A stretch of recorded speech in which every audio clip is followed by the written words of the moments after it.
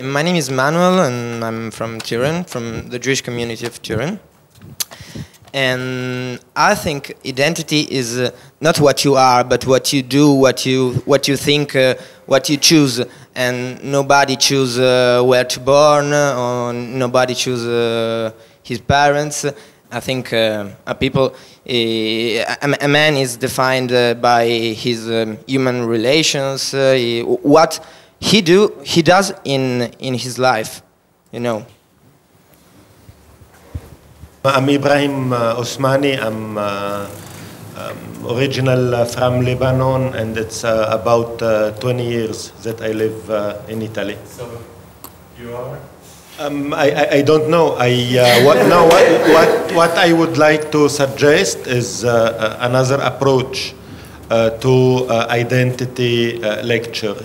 Usually when we talk about belonging, we usually draw a family tree.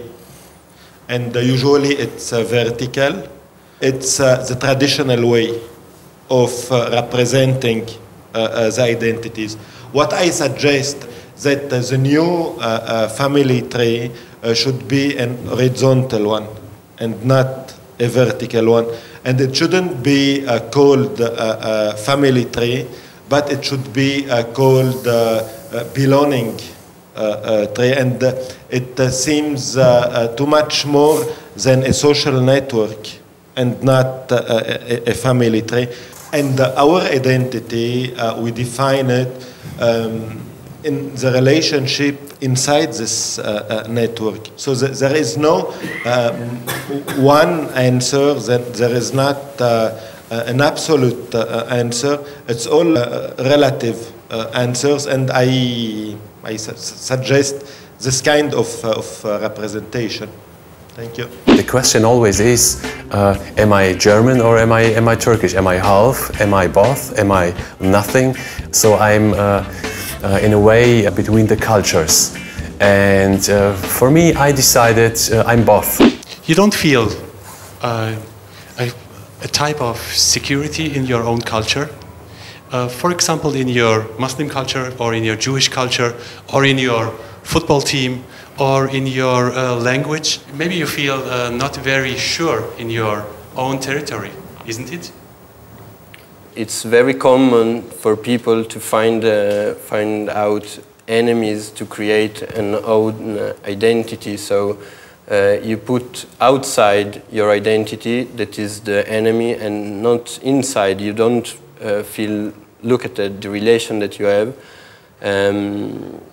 That maybe is also the relation that you have also with yourself, that maybe there are clashes also inside yourself, but you put it outside and everything it's, okay, the Muslims are our enemies today, maybe tomorrow the UFO and the extraterrestrial.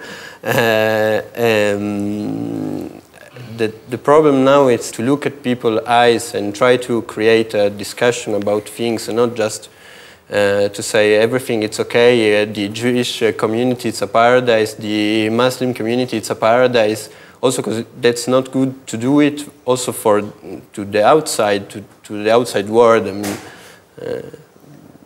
I don't know if all the other... Let me ask a different way. Agree. Is conformism not dangerous?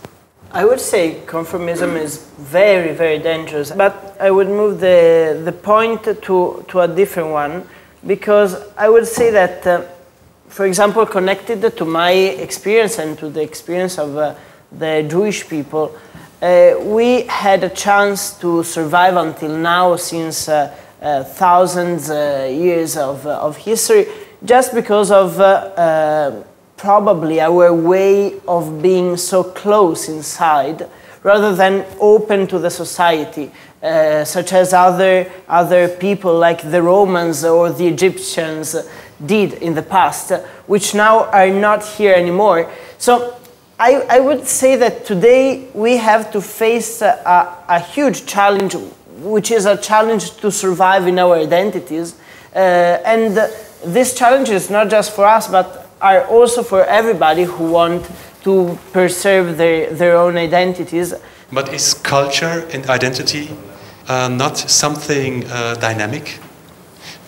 For example, language as part of a culture is dynamic. It changes always. There are always influences. And is culture not something dynamic? Or is it something static? And in your point of view, it's something static. So you have to conserve it. Actually, identity is dynamic. And because of this, you have to be careful in order to preserve it, to protect it. Of course, it will change, but you never know how it will change. And the risk is to move from your identity, which is now something clear, to something which will not be so clear, which will not be so defined, and this situation could be very dangerous. I think the identity should be built on your experience, and especially when you meet different person.